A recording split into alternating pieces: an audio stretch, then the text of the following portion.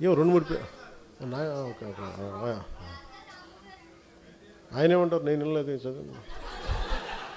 ఆయన కూడా తిట్టారండి కొద్దిగా.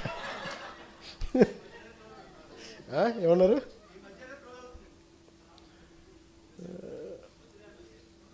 వద్దులే. లోపల నుంచి నాకు కూడా చాలా ఉంటాయి. బండ్ల గణేష్లు నేను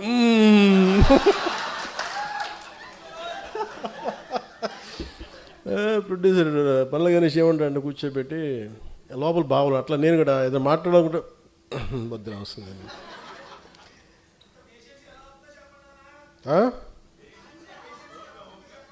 ఏంటన్నారు? ఇంత పేషెంట్గా ఎలా ఉన్నానంటారా? గత్యంతరం లేక.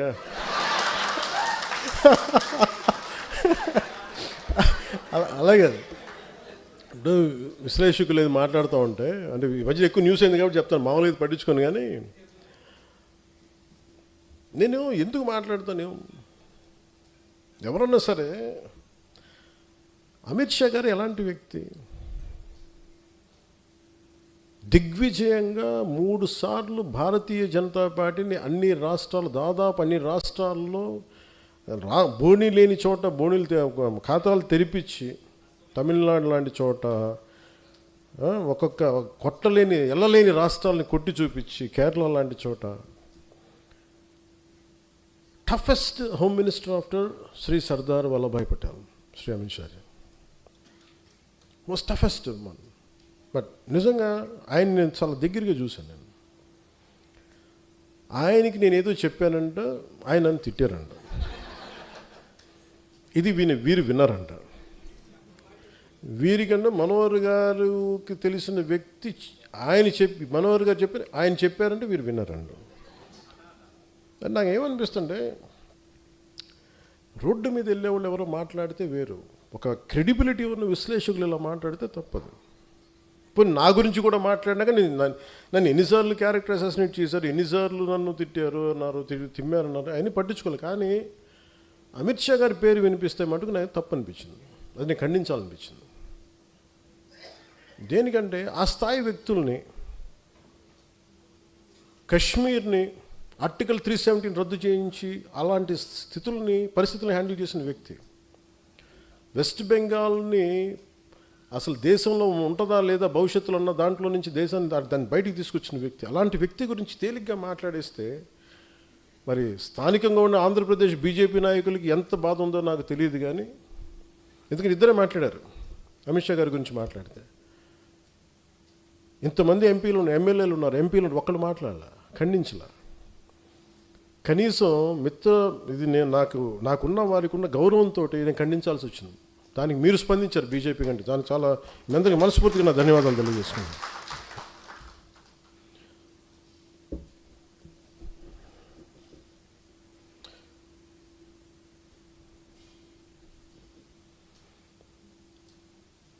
వాళ్ళు అనేది ఏంటి మేజర్గా, నేనంట వైసీపీ నాయకుడి గురించి అంటే ఆయనకి జైలుకి వెళ్ళిపోవాలి, అరెస్ట్ చేయాలంటే ఆయన అంటే క్లాస్ తీసుకున్నారు అంటున్నారు. మీరు చెప్పండి, నిజంగా ఒక క్రైమ్ చేసిన వాడిని నేను చెప్పాలా? అంటే ఒకటి జైలుకి వెళ్ళిపోయి ఒకళ్ళకి ఏదైనా అయిపోతే దానివల్ల జనసేన ఎదుగుతాడు, పవన్ కళ్యాణ్ ఎదుగుతాడు. అంత దిగజారుడు మైండ్ సెట్ ఉందా అసలు? దానికోసం పాలిటిక్స్కి వస్తాం? అసలు మీరు పాలిటిక్స్లో మీరు ఎంపీ ఇలాంటి వాళ్ళు ఎవరు పాలిటిక్స్లో లేనప్పుడు కదా నేను వచ్చి రోడ్డు మీదకి వచ్చి ఆ రోజున వైఎస్ రాజశేఖర రెడ్డి గారు ముఖ్యమంత్రిగా ఉన్నప్పుడు కదా నేను నా తుపాకీని సరెండర్ చేసి కదా నేను పాలిటిక్స్కి వచ్చింది. ఏం మాట్లాడతారు మీరు? ఎంత తెగింపు ఉంటే వస్తాం, ఎంత తెగించే గుణం ఉంటే వస్తాం పాలిటిక్స్కి. అలాంటి నేను కూర్చోబెట్టంటే వైసీపీ నాయకుడు అంటే ఆయన జైలుకి వెళ్ళాలని చెప్పానని ఈయన ఊహించుకొని చెప్తారు. అదో పెద్ద న్యూస్ అది. మరి మీరు అందరికీ కళ్ళుకి ఏం కనిపించట్లేదండి? మీ అందరికీ సమస్యలు కనిపించట్లా? ఎంతసేపు వైసీపీ నాయకుడు జైలును ఇవేనా? నేను వెళ్ళి ప్రధానమంత్రి గారితోటేను అమిత్ షా గారితో మాట్లాడితే ఇవే కనిపిస్తాయా? ఇంకేం ఉండవు మాకు సమస్యలు? దేశ భవిష్యత్తు గురించి మాట్లాడమా? ఆంధ్రప్రదేశ్ అభివృద్ధి గురించి మాట్లాడమా? కూర్చోబెట్టి వీళ్ళని జైల్లో పెట్టండి, వాళ్ళని జైల్లో తీయండి, వీళ్ళ నడుంకి బెల్ట్ కట్టేయండి, వాళ్ళ గొలుసులు ఇవే చెప్తాం చెన్నాలి. అయినా వాళ్ళకి చెప్పాలా? వ్యవస్థకి నేను చెప్పాలా? ఏసీబీ కోర్టులోనూ వాళ్ళకి క్రైమ్స్ లేవా? రిజిస్టర్ అవ్వలేదు, వాళ్ళు కోర్టులకు వెళ్ళవు, కోర్టులు పనిచేయట్లేదు, కోర్టులకు మేము చెప్పాలా? సుప్రీంకోర్టు జడ్జిలకు తెలియదా ఎవరు నేరం చేశారు, ఎవరు చేశారని తెలియదా? మేము చెప్పాలా? ఇది నన్ను ఇన్సల్ట్ చేయడం కాదు, అమిత్ షా గారిని ఇన్సల్ట్ చేయడం కాదు, వ్యవస్థని అవమానపరచడం. నేను ఎందుకు పట్టించుకోనంటే, Newton's third law, for every action there is an equal and opposite reaction. చర్యకి ప్రతిచర్య ఉంటుంది. కర్మ వదలదు ఎవరిని, కర్మ ఎవరిని వదలదు. ఎవరు చేసిన పనులు వాళ్ళు తగులుతాయి అంతే. అది మంచి కావచ్చు, చెడు కావచ్చు. సాధ్యమైనంత మంచి చేయడానికి ప్రయత్నం చేస్తాం. అలాంటిది నేను కూర్చోబెట్టి వాళ్ళని జైల్లో పంపించండి, వీళ్ళని జైల్లో పెట్టండి, ఏంటి ఆ సెంటిమెంట్ అంతా కూర్చోబెట్టి మీరు ఏదైనా అయిపోదామనా? దానికి నన్ను వాడుకోకండి దయచేసి. పవన్ కళ్యాణ్ అనే వ్యక్తిని మీ పెరుగుదల కోసం, మీ ఎదుగుదల కోసం పంచింగ్ బ్యాగ్ లాగా వాడుకుంది చాలు, ఇంకా ఆపేసేయండి. ఈ రోజున నాయకులకి, ఆడపడుచులకి, మహిళా నాయకులకి, అందరికీ చెప్తున్న నాయకులకు కూడా, కార్యకర్తలకి, జన సైనికులకి నేను సహనం ఇంక ఇప్పుడు దాకా చూపించాను. ఒక పుష్కరం తర్వాత నేను నా సహనం భరించాను, నేను అందరినీ భరించాను. ఇక భరించడాలలో కాన్సిక్వెన్సెసే ఉంటాయి ఎవరికైనా సరే. నాకు ఆ భయాలు లేవు.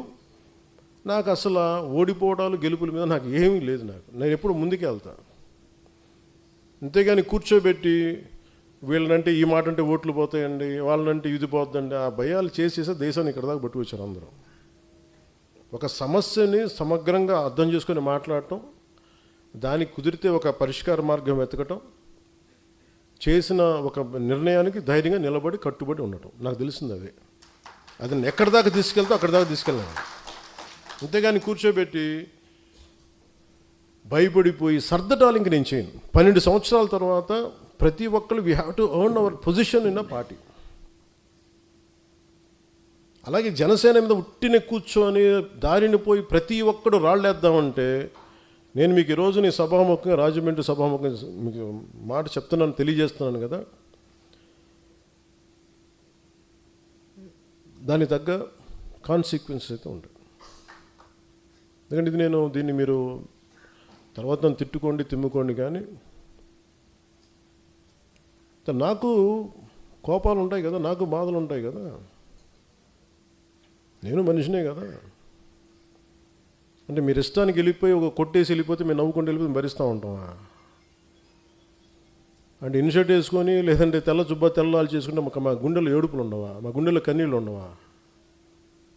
మా గుండెల్లో మా కడుపు మంట ఉండదా? మీకైనా కష్టాలు, కన్నీళ్ళు? మీరు ఎవరిని అనేసి వెళ్ళిపోవచ్చు, మేమేమో ఎవరిని అనకూడదా? కౌంటర్స్ కూడా ఇవ్వకూడదు, భరించాలా? దేనికి? మేము రాజకీయాల్లో ఉన్నామన్నా, అంతకుముందు మేము యాక్టింగ్లో ఉన్నామన్నా, అంటే పేరు ప్రఖ్యాతులు మేము చేసుకున్న తప్పు, మేము వచ్చింది మాకైనా శిక్ష అది. రోడ్డును పోయి ప్రతి ఒక్కడు ఇట్లా అంటామంటే మేము ఎందుకు కూర్చుంటాం, ఎందుకు భరిస్తాం? మేము భరించినంతకాలం భరించాం.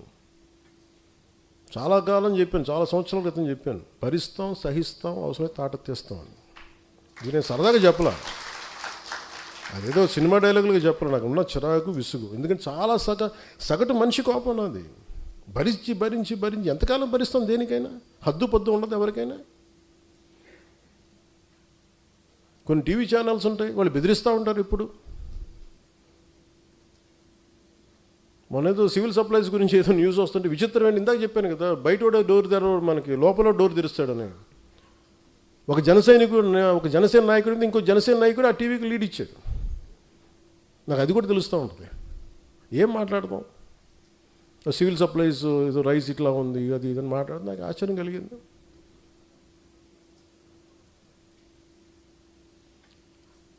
ఎప్పుడైనా సరే ఎదుట శత్రువుతో యుద్ధం చేద్దామని మనం వెళ్తుంటే పక్కన వాళ్ళు పొడి చేస్తూ ఉంటే ఎక్కడ ముందుకు వెళ్తాం? ఒక అడుగు తీసి 10 అడుగులు వేద్దామంటే 2 అడుగులు వెనక్కి లాగేస్తుంటారు మన వాళ్ళే.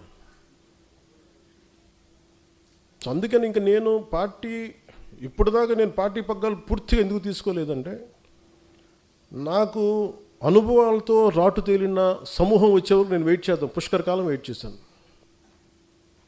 పుష్కర కాలం తర్వాత మీ అందరికీ అనుభవాలు వచ్చినాయి, ఒక ఐడియాలజీ నమ్మితే దాన్ని ఎక్కడి దాకా పట్టుకురాగలం మీకు చేసి చూపించారు.